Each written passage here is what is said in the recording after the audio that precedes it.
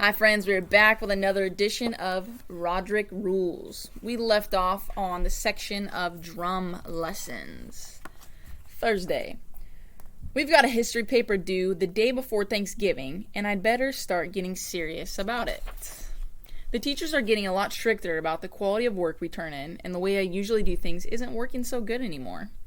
Last week we had a paper due in science, and Miss Breckman said we had to choose an animal to write about, so I picked the moose. I know I should have gone to the library and done research, but I just decided to wing it. The Amazing Moose by Greg Heffley. Diet. The moose eats many things, but the list would be way too long to put in this paper, so I will save us all some time by just listing the things that the moose does not eat. Bubblegum. Your pizza, sir. No, really, I couldn't. Metal. Pizza. Even though there are moose habitats set up all over the place, the moose is almost extinct.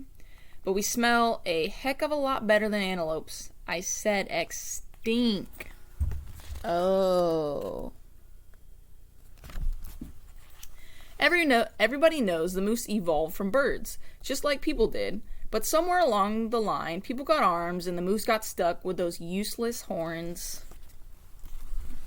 So like he thinks bird, kind of human, yay. Bird, I don't know what to call that. A moose, rats. The end.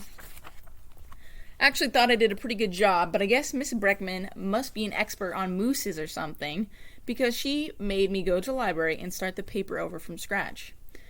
And the next paper isn't going to be any easier. After I had a poem about the 1900s for Mr. Huff's class, and I don't know the first thing about history or poetry, so I guess I better start hitting the books. Monday. I was up at Rally's playing board games yesterday, and the craziest thing happened.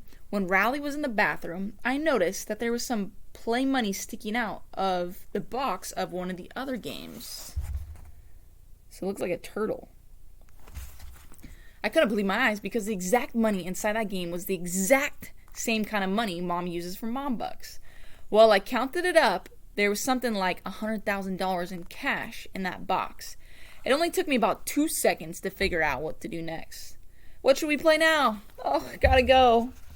He's stealing it all. When I got home, I ran upstairs and stuffed the money under my mattress. I tossed and turned all night trying to figure out what to do with my new Mom Bucks. I realized Mom would probably have some way of knowing the difference between phony Mom Bucks and the real thing, so this morning I decided to try a little experiment. I asked Mom if I could cash in some Mom Bucks so I could buy stamps to write a pen pal. I was really nervous when I handed Mom the money, but she took it without even blinking. Look, he's sweating over there, shaking. I can't believe my luck. I figured I can make this $100,000 last all the way through high school and maybe even farther. I might not even have to get a real job either. The trick will be not to cash in too much at once, or Mom will know something's up. And I have to remember to earn a few Mom Bucks for real here and there so she doesn't get too suspicious. I will say one thing for sure though, and it's that I won't be using the money Mom gave me to buy stamps. I got a picture from my pen pal, Mama Dow, in the mail yesterday, and that pretty much killed any chance of me writing him back. Aw, man. Greg is kind of a bully.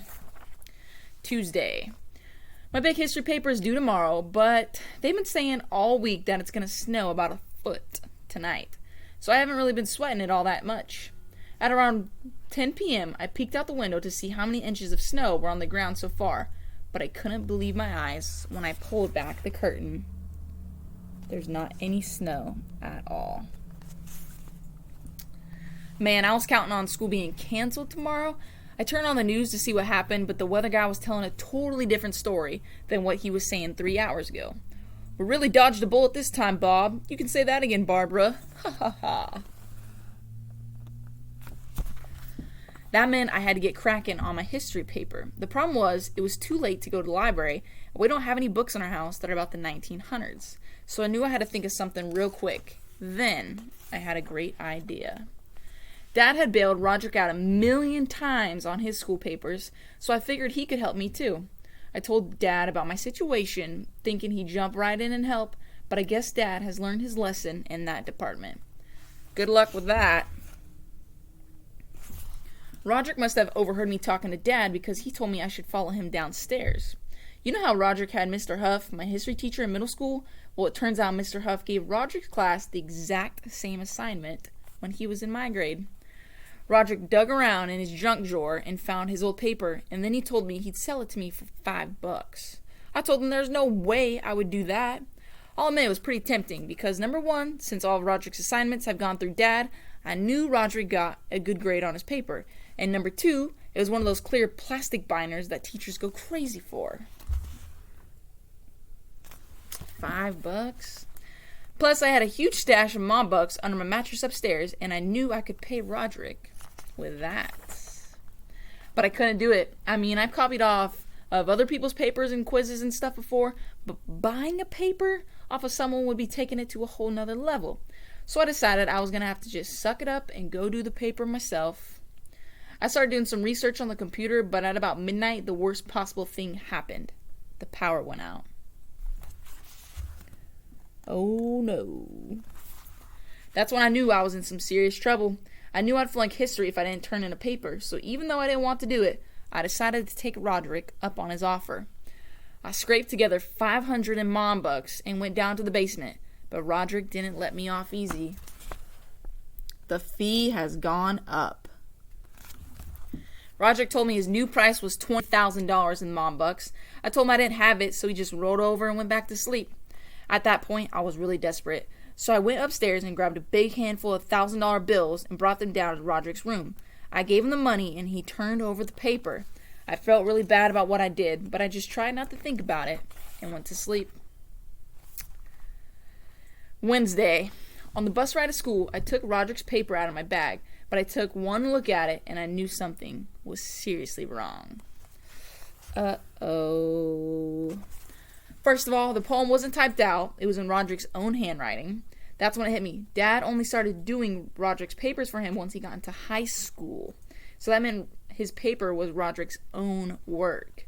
I started reading Rodrick's paper to see if I could still use it, but apparently Rodrick was even worse about doing his research than me. 100 Years Ago by Rodrick Heffley. Sometimes I sit and wonder about stuff I don't know, like what the heck the earth was like 100 years ago. Did cavemen ride on dinosaurs? Did flowers even grow? Well, we could guess, but that was back 100 years ago. I wish they built a time machine and they picked me to go to check out what the scene was like 100 years ago. Did giant spiders rule the earth? Were deserts filled with snow? I wonder what the story was 100 years ago. And he got an F. Well, he didn't really do much research, but it was a pretty good poem. I liked it. But we will find out next time what happens to Greg when he doesn't have his essay. See you guys then.